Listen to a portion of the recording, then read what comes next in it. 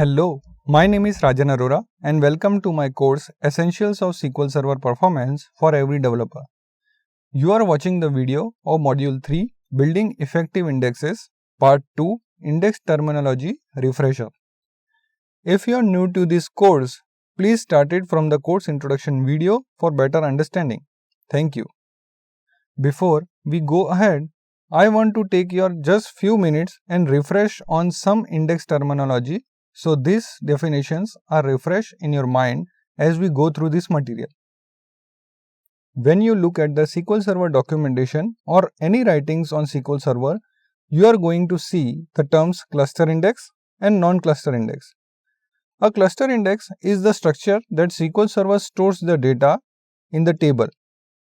Typically, a cluster index is built on the primary key of the table, so the data in the table is arranged in the tree structure organized by the primary key.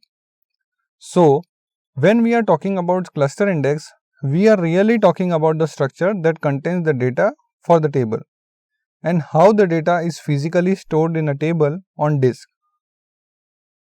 Any other index you create on a table is going to be non-cluster index. A non-cluster index is built over one or more columns of the table, which define the index key, and then the index also stored a row pointer to where in the table the matching rows for that index key are located.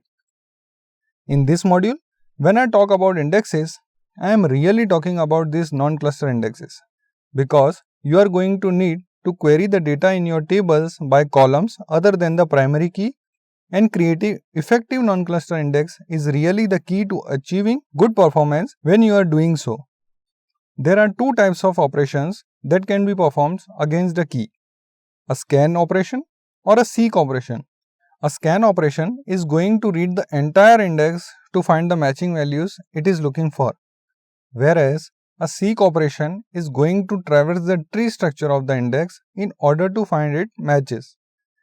When we say a SQL statement is using an index, what we really mean is that the statement is conducting a seek operation against the index, because this is much more efficient than a scan operation and is really using the index as it is designed to be used.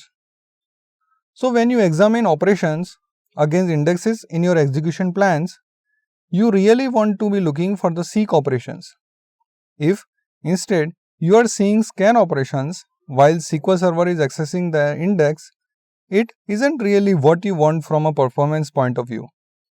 So, you want to examine why you are getting a scan operation and not a seek operation.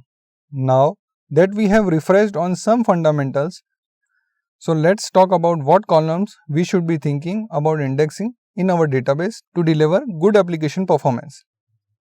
If you like this video, please do share, like and subscribe to my channel for more such videos. Thank you and see you in the next video.